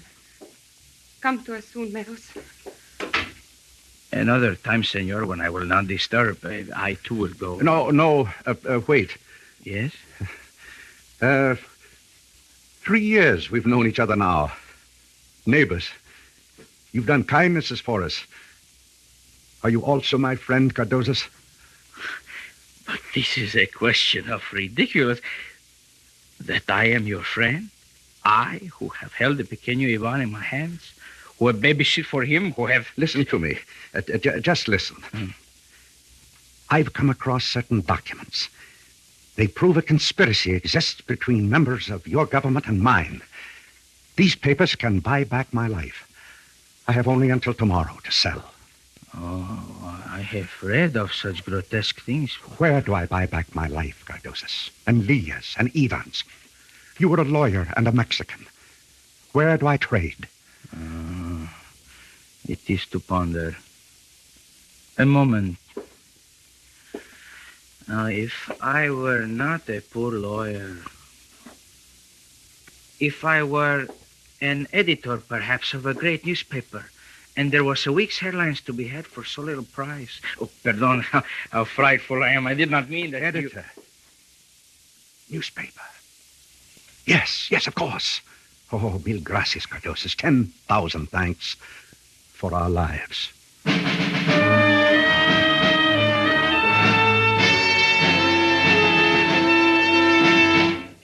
Yes? What do you wish of me? I am Meros Lecco. Call the clerk of the Russian embassy. I remember you well, Senor Lecco, from another time. I have a story for you with documents. Top secret. So? The documents prove that there's a conspiracy between certain members of your government with mine. I've stolen them from my embassy. They're yours, if you want. And the price, senor? I told you. My life, my wife's, my 3-month-old child, our lives. Very cheap, senor. Bargain rates. You had the courage to steal secret papers of the Soviet. You, a Russian citizen, and this is what you want? Not money? I've been recalled to the Soviet. There'll be a plane for us tomorrow morning. An escort. And after that... Where are the papers? My wife has them. She's waiting for me on a bench in the Plaza Zuccaro. The boy's with her. I'll go to her. Tell her that you'll take them. Oh, you... you people. Intrigue, drama, the promises of violence and the revelations and the easy words on your mouths. Life, death. It's like the last time you came to see me, huh, Senor Lecco? What? Not a year ago, Senor Lecco, you were here. You then had another thing to sell. Listen to me. The thing of Dr. Diego. Remember? Professor of electronics in the University of Mexico. He, too, was in conspiracy. You told me then. And it was false. A savage lie. You and your government wished only to relieve us of his brains. To get him out of your evil way. To destroy him and slowly us. It was a lie. I admit it. I had orders to do that. But this... But this... This is of a fable, senor, of the boy who cried wolf once too often. And now it is a man who has cried wolf. Please, you have to believe. Not I, senor. I have more wisdom of you now. Run into the streets. Cry wolf to the masks of fiesta. Perhaps one of them will believe, but not I. Oh, cry wolf. They'll kill me. Lilia, the boy. Adios, senor.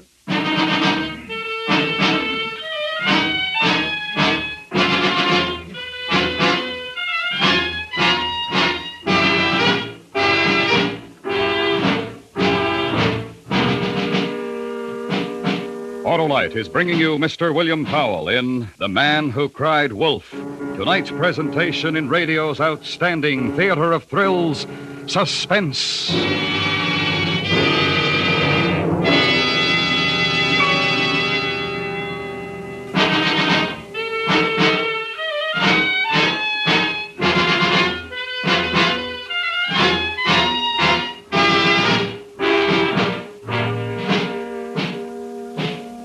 These are the things which happen to a man who might be killed.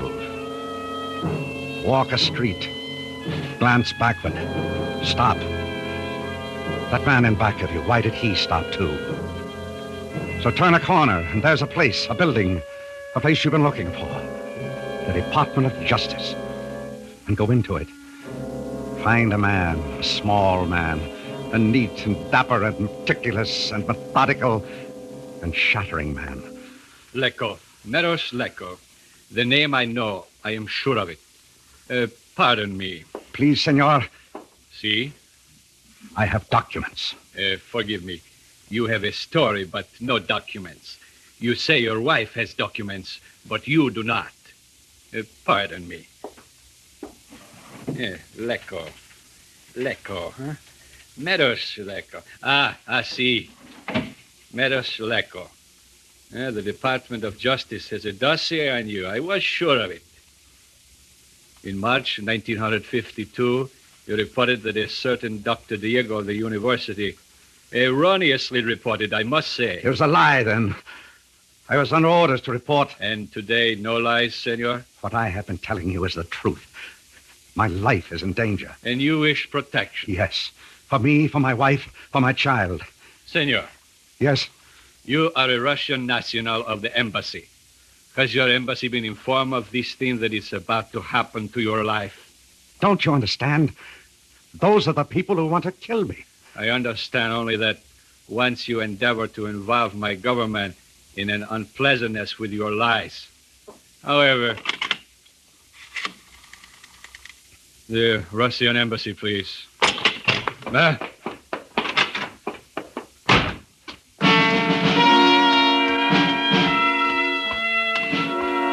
Leave him. Get away from him. Flight from a phone call to death. Mine. And for a woman who sits in the plaza near a fountain and waits. And for a child whose fingers play with drifting golden feathers of sunlight. And try not to run. Through a long corridor of marble and columns. Quick, blurred faces. And of voices. And their fleet murmurings of the tongues of terror. And great doors of metal and glass open onto a pavilion of steps, closer now to the images of fiesta, to the masks of fiesta, to the women and the music and the spinning scarlets and golds and green of fiesta. And across the street is a lifetime away. And a cry of laughter and small fright.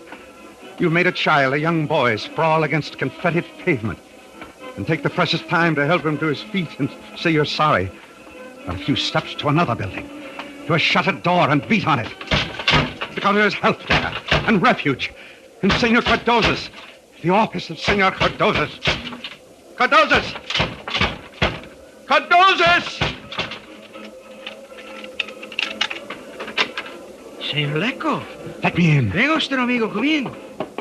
Always I close my office for fiesta. He wouldn't listen to me, Cardoza's. He wouldn't believe me. Huh? Oh, the man of the newspaper. Someone has to believe me, Cardoza's. Someone has to see those documents. Perhaps. What? A friend to me in the secret police. I could say to him of you, and perhaps he... Maybe... You have no wish of secret police, Senor Lecco. Get to him. Tell him. I have but to phone to him. He's a friend from student days. He will meet us.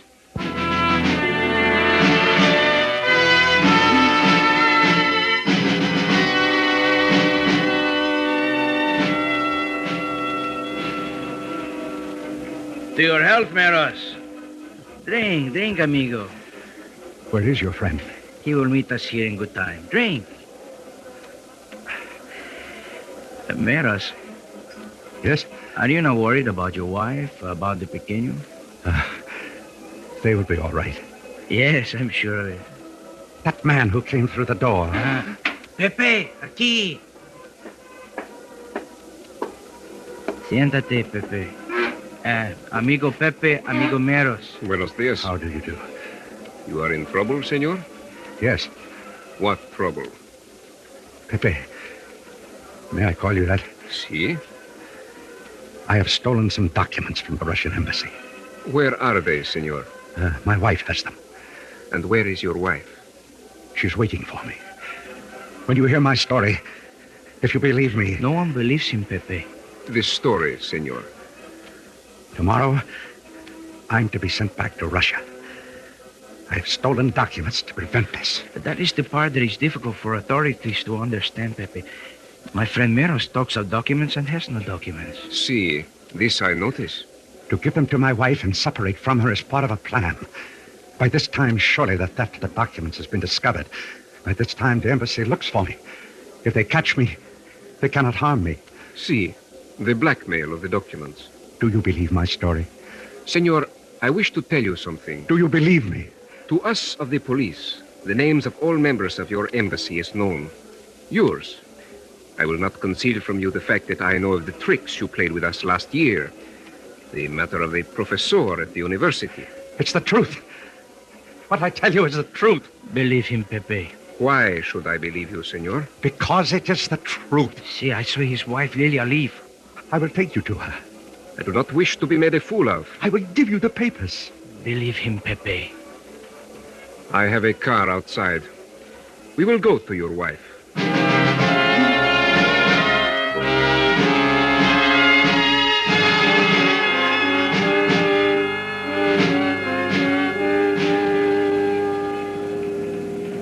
Turn here. My wife waits for me at the Plaza Zugallo. And she will wait? With my son. Yes, pequeño Pepe, 3 months. Senor? Yes? Your wife is Russian also? Yes. And a member of the party? Yes. How can you be sure she did not return to the embassy, deliver back the papers, and when you arrive at the plaza, a trap? Oh. Funny? Very. The plaza, senor. Where is your wife? Oh, slowly. Ah, yes. Yes, there she is. By the fountain where I told her to be, with the child. See.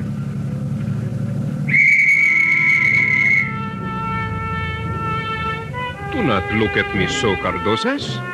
The police motions to stop the car, so I must stop. A procession. We can't get to the other side anyhow. We'll have to wait. Idiots.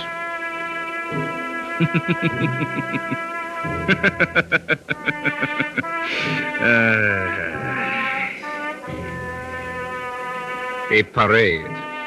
Such a solemn parade. How ridiculous. And they bow their heads.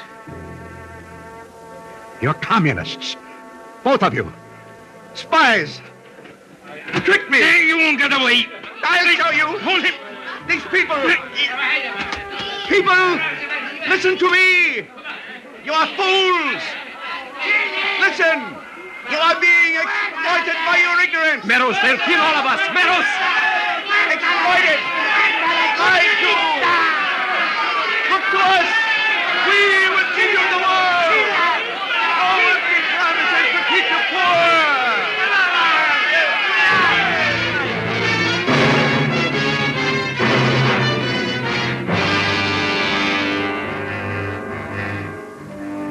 And that's the way it ended. The crowd ended it.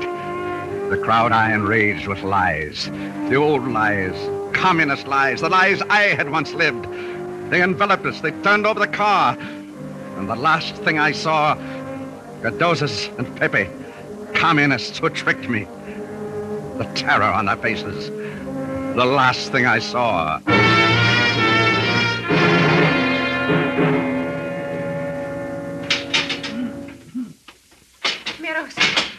Meadows. Oh, Lilia. Are you all right? Yes. And Ivan? At home. Home? Where? At another place. Meadows, you are released. I will take you there. And the papers? The documents? The police. They believe you? Yes. Oh, yes. We are free, Meadows. Not to return to Russia. A new homeland. That is freedom. And no fear. Freedom.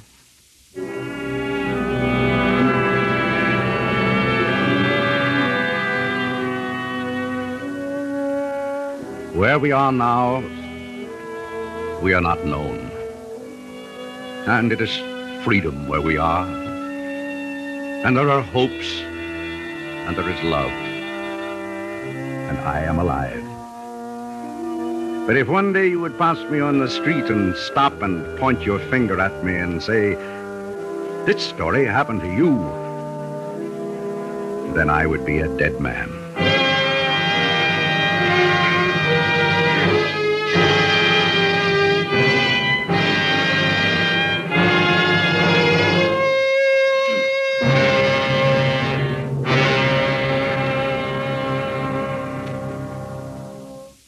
Suspense, presented by Autolite. Tonight's star, Mr. William Powell. Suspense is produced and directed by Elliot Lewis, with music composed by Lucian Morowick and conducted by Lud Gluskin. The Man Who Cried Wolf was written for Suspense by Morton Fine and David Friedkin, from research gathered by Larry Thorpe. In tonight's story, Lillian Bayef was heard as Lilia. Featured in the cast were Joseph Kearns, Jack Crucian, Steve Roberts, Byron Kane, and John Daner. This is the CBS Radio Network.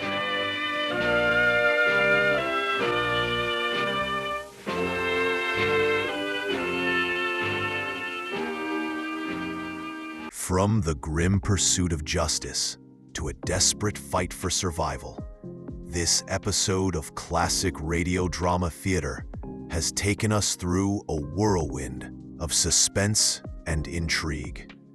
We hope these 4 classic tales have kept you on the edge of your seat. Which story had you guessing until the very end? Let us know your favorites in the comments below. And don't forget to subscribe and hit that notification bell so you never miss an episode of thrilling radio drama. Until next time, remember, the best stories are timeless.